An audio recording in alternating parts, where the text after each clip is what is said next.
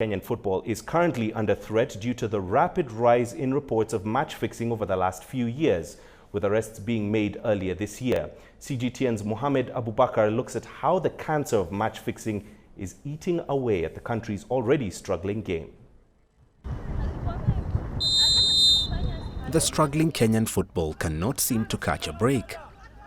After serving a FIFA suspension for nearly a year in 2022, the game is now facing its latest setback: the rampant rise in match fixing. Match fixing, it is really deep.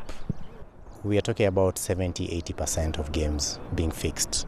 You come and watch a goal, it's a scripted goal. A team concedes, it's scripted.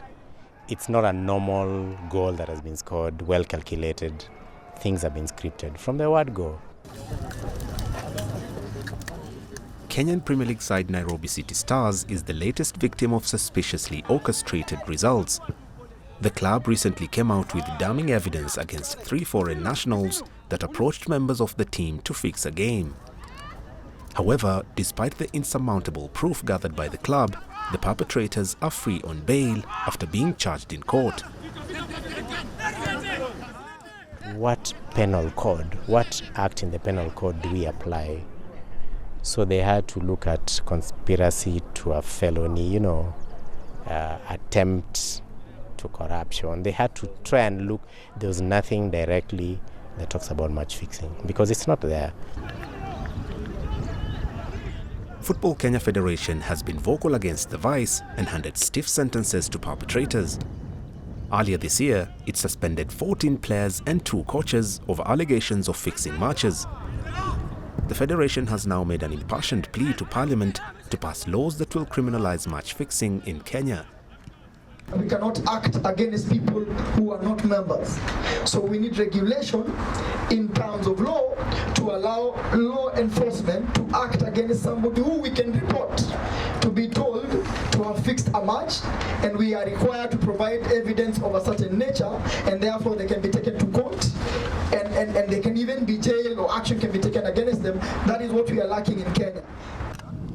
The continued lack of integrity in Kenyan Premier League matches and results is also threatening to chase investors and financial partners from the game. Such vices have to leave our game. And you know why, Mohammed? Is because it has a very big impact. Remember that City Stars is a team owned by an individual called Jonathan Jackson. So you can imagine putting in 50 million per season only to hear that the games that you lost were fixed.